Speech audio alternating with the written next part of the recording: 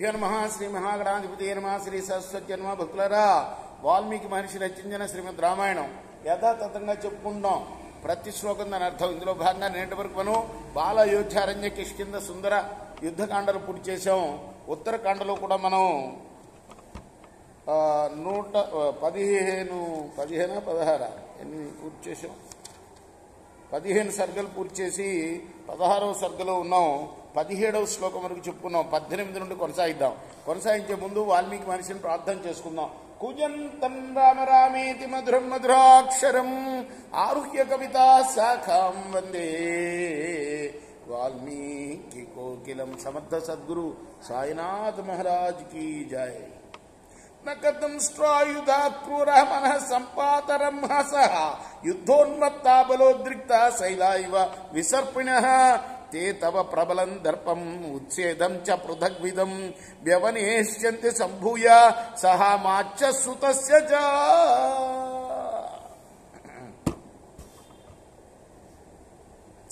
ఓ క్రూరుడా,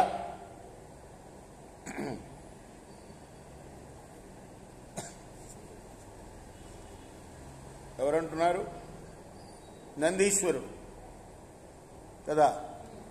నందీశ్వరుడు రావణాసురుడికి శాపం ఇచ్చాడు. నేను చెప్పుకున్నాం, వానర కోతిలాగా ఉన్నావని నన్ను అన్నావు, ఆ కోతులే నీ ప్రాణం తీస్తాయిరా అని నేను శాపం ఇచ్చాడు కదా. అక్కడి నుంచి కొనసాగిస్తున్నాం మనం. ఓ క్రూరుడా, గోళ్లు కూరలు ఆయుధాలుగా ఉపయోగించేవారు, మనోవేగం వంటి వేగం కలవాళ్ళు, యుద్ధంలో బాగా మదించిన వాళ్ళు, బలంతో విజృంభించేవాళ్ళు, నడిచే పర్వతాల్లాగా ఉండేవాడు. అసలు సంగతి అది అర్థమైందా? మనం చూసే చిన్న చిన్న కోతులు కాదు ఆయన చెప్పింది. నడిచే పర్వతాల వంటి కోతులు అవి. అటువంటి వానరులు అందరూ కలిసి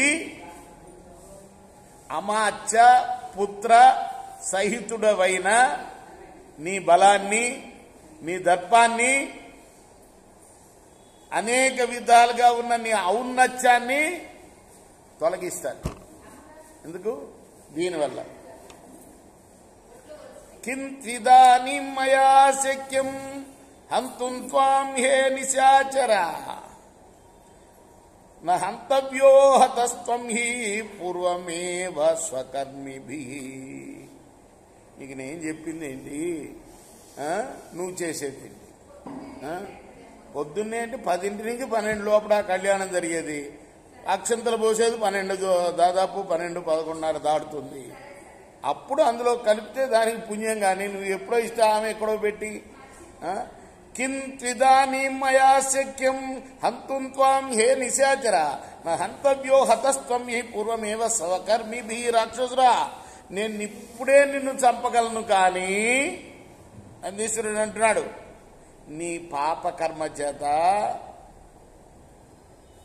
పూర్వమే చచ్చిపోయావు నువ్వు. అర్థమైందా? చచ్చిన వాడిని నేను చంపడం ఏంటి? ఇచ్చుదీరిత వాక్యాతు దేవే తస్మిన్ మహాత్మని దేవదుందుభయో నేదు పుష్పవృష్టిశ్చ కాచ్యుత. మహాత్ముడైన ఆ నందీశ్వరుడు ఇలా పలగ్గానే దేవదుందుభులు మోగాయి. ఆకాశం నుండి దేవతలు దుందుబులు మోహించారు. ఆకాశం నుండి పుష్పవర్షం కూడా కురిసింది. అచింతయిత్వా స తదా నంది వాక్యం మహాబల పర్వతంతు సమాసాధ్య వాక్యమాహ దశాన్నః. మహాబలశాలి అయిన దశాననుడు అంటే రావణాసురుడు నంది మాటలను లెక్క చేయకుండా పర్వత సమీపంలోకి వెళ్ళి ఇలా పలికాడు, పుష్పకస్య గతిశ్చిన్నా యత్కృతే మమ గచ్చతః తమిమం శైలమం మూలం కరోమి తవ గోపతీశ్వరుడా.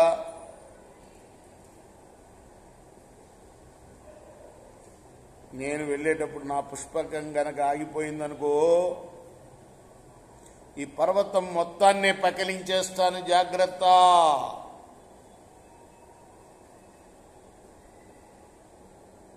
కేన ప్రభావేణ భవో నిత్యం క్రీడతి రాజవత్ విజ్ఞాతవ్యం న జానీతే భయస్థానం ఉపస్థితం.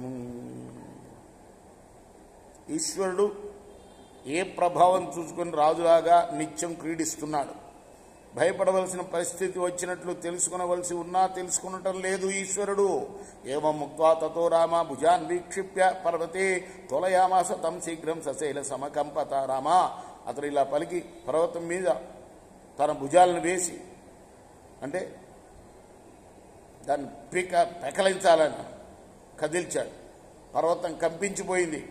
చాలనాత్ పర్వతస్యైవ గణాదేవస్య కంపిత చచాల పార్వతీ చాపి తథా శ్లిష్ట మహేశ్వరం. పర్వతాన్ని కదిలించగానే ఈశ్వరుడు యొక్క ప్రమద గణాలు చలించాయి. పార్వతి కూడా చలించింది. ఆమె అప్పుడు ఈశ్వరుణ్ణి కౌగులించుకునింది. తతో రామ మహాదేవ దేవానాం ప్రవరోహర పాదాంగుష్టేన తం శైలం పీడయామాస లీలయా. రామ అప్పుడు సకల పాపహరుడైన ఆ మహేశ్వరుడు కాలి బొటని వేలుతో అనాయాసంగా ఆ పర్వతాన్ని ఒక నొక్కు నొక్కాడు. పీడితాస్తు తతస్థస్య శైలస్యాధో గతో భజ విస్మితాశ్చాభవంస్తత్ర సచివాస్తస్య రక్షస.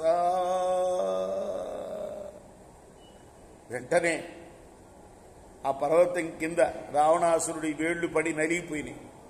అక్కడ ఉన్న వాడి మంత్రులందరూ కూడాను ఆశ్చర్యపోయారు. రక్షసా తేన రోషాశ్చ భుజానాం పీడనాత్ తదా ముక్తో విరావహ సహసా త్రైలోక్యం యన కంపితం. అప్పుడు ఆ రాక్షసుడు రోషం వల్ల భుజాలు నలిగిపోవటం వల్ల, భుజాలు కాదు ఏళ్ళు నలిగినాయి వాడికి, వెంటనే బిగ్గరగా అరిచాడు. దాంతో ముల్లోకాలు కూడా అదిరిపోయినాయి. రేపు మనం 30వ శ్లోకం నుండి కొనసాగిద్దాం. కృష్ణార్పణమస్తు. సాయి కృష్ణార్పణమస్తు.